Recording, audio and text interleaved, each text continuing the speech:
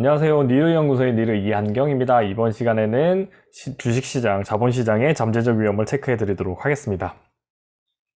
전반적으로 잠재적 위험의 정도는 많이 하강했고요. 사실상 떨어지더라도 10%, 올라가면은 3, 40% 그렇게 되는 구간입니다. 뭐 올라가도 3, 40%긴 한데 이건 몇 년 걸려야 되는 거고요. 떨어지는 것보다 올라갈 비중이 조금 더 높다. 그렇게 봐주시면 돼요. 2, 30% 정도는 올라갈 수 있겠네요. 지수 정도로는 그렇고요. 3월 달에 반응이 진짜 중요한데 3월 달에 만약에 그냥 금리 인상 없이 금리 인상은 뭐 3월이 금리 인상 안 하면 올해 3번으로 줄 수도 있습니다. 가장 큰 요인은 이제 결국에는 인플레이션일 거고요. 그 인플레이션이 잡히면 금리 인상 주고 그러면은 시장, 자본시장 전체 위험 자산들의 시장에서 무너짐 없이 그냥 우상향 형태를 그려낼 수 있습니다. 일단 하나씩 더 살펴보도록 하겠습니다.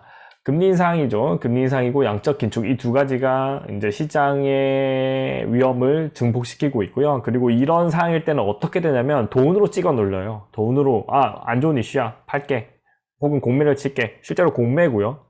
쇼 포지션 취하면 공매가 자연스럽게 따라오는 거거든요. 그 분위기 때문에 돈으로 찍어 눌러지는 겁니다. 자산이나 전체적인 시장 경제에 문제점이 있어서 하락하는 건 아니고요. 실질적으로 하락이 된다는 거는 헝다 디폴트처럼 디폴트가 꽝꽝꽝 터져야 되는 겁니다. 근데 중국에도 디폴트 거리가 많고 일본에도 디폴트 거리가 많은데 이 두 국가는 지금 다 버티고 있어요.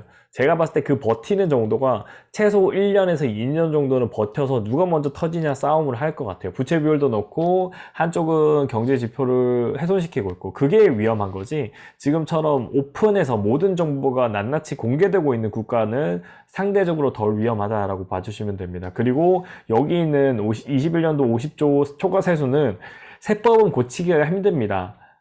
그렇기 때문에 내년에도 최소 3, 40조의 수익이 나올 거라고 보고 있거든요. 그러면은 자연스럽게 국가는 이거를 푸는 정책으로 가야 되는 거죠. 진짜 국가가 돈을 많이 걷어들여서 가계와 기업의 디폴트가 늘어나는 것도 있는데 이 국가가 이제부터는 어떻게 해야 되냐면 그러니까 저리로 빌려주는 정책을 하면 안 돼요. 더 이상 저리로 빌려주는 정책을 하니까 가계와 기업이 이렇게 버블이 된 거란 말이에요.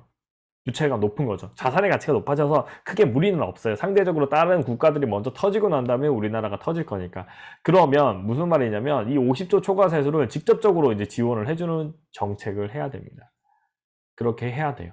그러니까 그래서 지금 소외되어 있는 지역 그리고 가게 그러니까 자영업자 분들을 포함해서 코로나로 인해서 피해봤던 사람들 그리고 이게 회계장부에서 안 나타나 있고 세금을 평상시에 이제 장부상에서 제대로 안 내기 때문에 거의 소외되었던 분들한테도 돌아갈 수 있게끔 돈을 풀어야 됩니다. 네, 그리고 그게 이제 막턴으로 오고 있는 거고요. 왜냐면 여기 이제 5번에 있는 코로나가 다음 주에 사라질 거라고 생각하고 있어요. 2월 달 안까지만 이제 추정해서 볼 거지만 2월 달 끝나면 아마 3월부터는 이게 사라지지 않을까 그렇게 생각하고 있습니다. 이거는 이 차트 보시면서 확인하시고요. 그 다음에 두 번째는 러시아와 우크라이나 침공 이슈가 동계올림픽 끝날 때까지 살펴보시면 됩니다. 지난번 북경올림픽 때도 침공이 있었고요. 올림픽 기간만 되면 러시아가 움직였습니다. 다행히 푸틴이 러시아가 중국이다 보니까 갔었죠. 그러다 보니까 일어나진 않고 있고요. 그리고 우크라이나에서 국지전은 일어나고 있지만 미국이 적극적으로 개입을 하려고 하고 있기 때문에 상대적으로는 이게 억지력이 조금 생긴다라고 보시면 됩니다. 그럼에도 이거는 우발적으로도 일어날 수 있는 거기 때문에 조심해야 됩니다. 그 다음에 신흥국 신용 위험이 제일 중요하고요. 여기서 이제 디폴트 되는 국가, 디폴트 되는 대기업 이 두 가지가 결국에는 이 양적 긴축을 끝낼 겁니다. 그렇게 봐주시면 돼요. 그러니까 금리 인상과 인플레이션 사람들이 코로나 끝나고 난 다음에 다시 이제 원래대로 돌아감으로써 그 전체적인 자산 가치가 높아지는 그 와중에 있던 버블이 이 양적 기준과 금리 인상으로 막으려고 할 겁니다. 그러면 그 상황에서 한계 기업들이 부도가 다다닥 일어나면서 진정한 위험이 온다라고 봐주시면 됩니다. 그래서 이 세 가지는 특히 1번하고 3번은 사라지지 않고 계속 추적할 거다 그렇게 봐주시면 됩니다.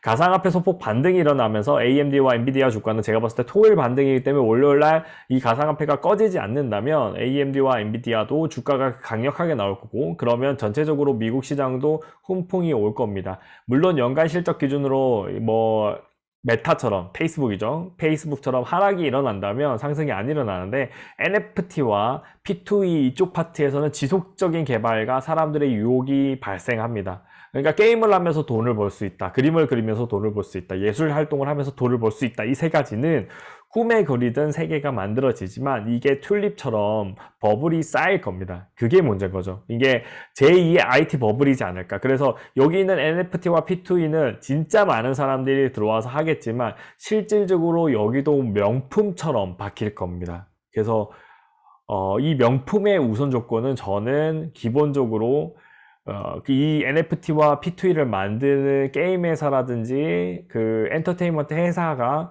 많은 비중을 차지할 거라고 보고 있고, 아니면 인플루언서처럼 유명한 사람들이, 연예인들이 나올 거다, 그렇게 봐주시면 되고요. 거기서 정리가 된다라고 봐주시면 됩니다.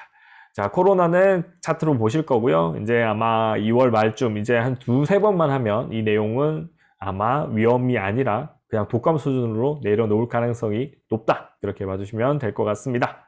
자, 잠재 위험 1입니다. 금리 인상 양적 긴축인데요. 3월입니다. 3월에 이 이슈가 있기 때문에 지금 반등이 나오도 여러분 열광하면서 하지 말고 적정한 수준에서 이익을 실현할 수 있는 걸 실현하시고, 비중이 높았던 거는 비중을 줄여가시면서 대응을 해주시면 돼요. 반등이 나왔을 때. 물려 계신 분들은 중장기 투자에서는 진짜 좋은 종목으로 여러분들이 갖고 성장주로서 들어가셨던 종목이라면 굳이 팔 필요 없습니다. 결국에는 길겠죠. 진짜 길겠지만 그 길기간 동안 잘 버티시면 수익률 30에서 50% 수익률은 얻고 나오실 겁니다. 그렇게 봐주시면 되고요. 양적 완화 종료 후 이게 금리 인상이고요. 저는 3회로 보고 있는데 시장에서는 4회로 보고 있기 때문에 이게 출렁거림이 크고 있습니다.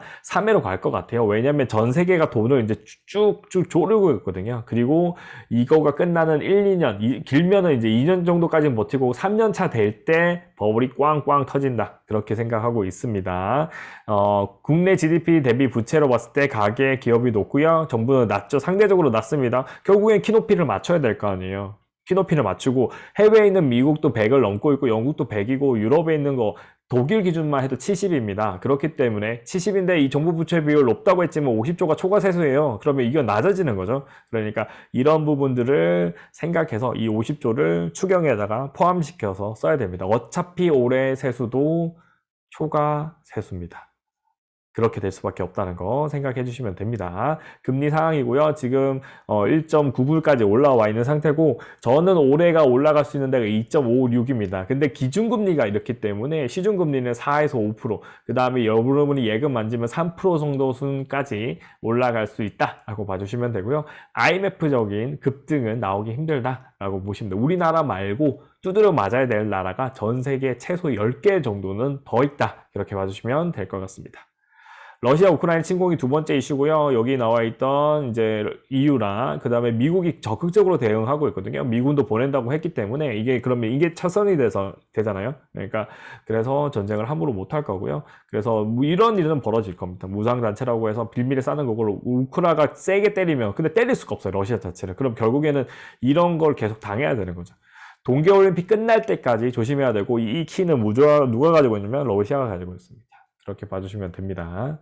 자, 신흥국 신용위험입니다. 우리나라 게 지금 빠졌죠. 빠져서 이게 1월 25일 걸로만 되어 있어가지고 이걸 다시 찾았습니다. 1월 25일 보시면 24.25죠. 지금 24.75니까 소폭 상승했을 겁니다. 이거는 5년 CDS고요. 이거는 그냥 CDS. 그러니까 요게 조금 더 오버되어 있는, 조금 세게 나가는 CDS라고 보시면 되고요.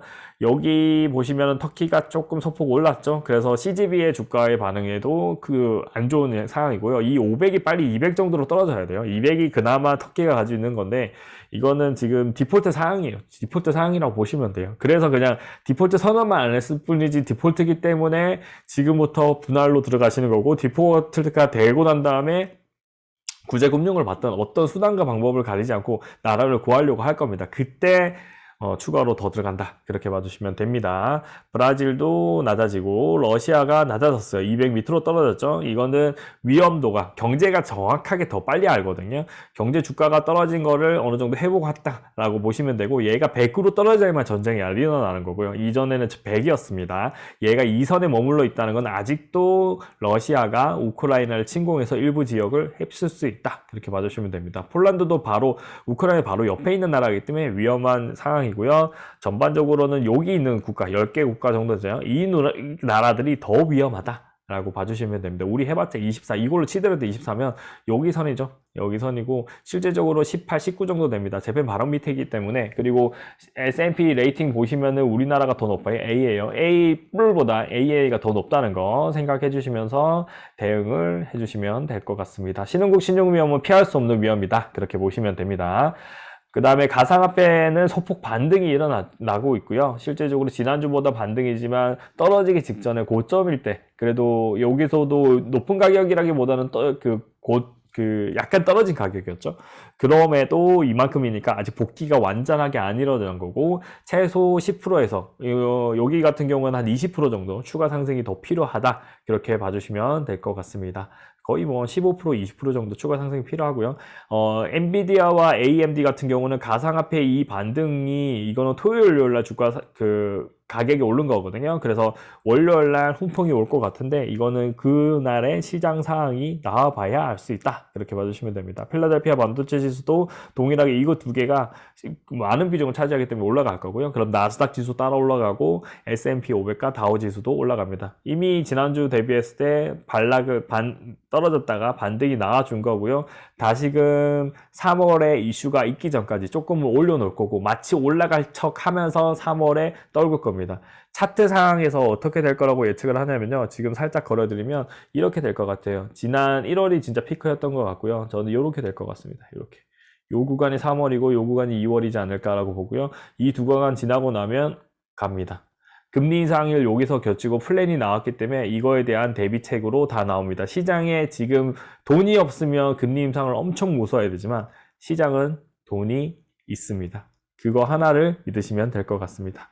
자, 코로나 현황입니다. 이제 다음 주에 아예 나갔으면 좋겠지만 한 2주 정도는 더 감시를 할 거고요. 치명률은 지속적으로 떨어지고 있고 우리나라도 떨어지고 있어요. 확진자가 계속 지속적으로 증가되고 있고 다른 나라는 하루 확진자가 100만 명. 우리 보면 전 세계 확진자로 보시면은 여기 있는 것처럼 240만 명이거든요. 240만 명. 근데 우리나라는 이때까지 다 합한 게 100만 명이 안 돼요. 그러니까 그만큼 잘 방어를 한 거고요. 근데 사망자는 꾸준히 늘고 있는데 일주간 사망자 비율로 봤을 때 많이 줄었다는 거 느껴지시죠? 20명대로 내려와 있고요. 그래서 이 비율이 중요한 건데 이 비율이 사실상 이게 0.1%가 되면 36명이죠. 36명인데 0.1%보다 낮은 22명이니까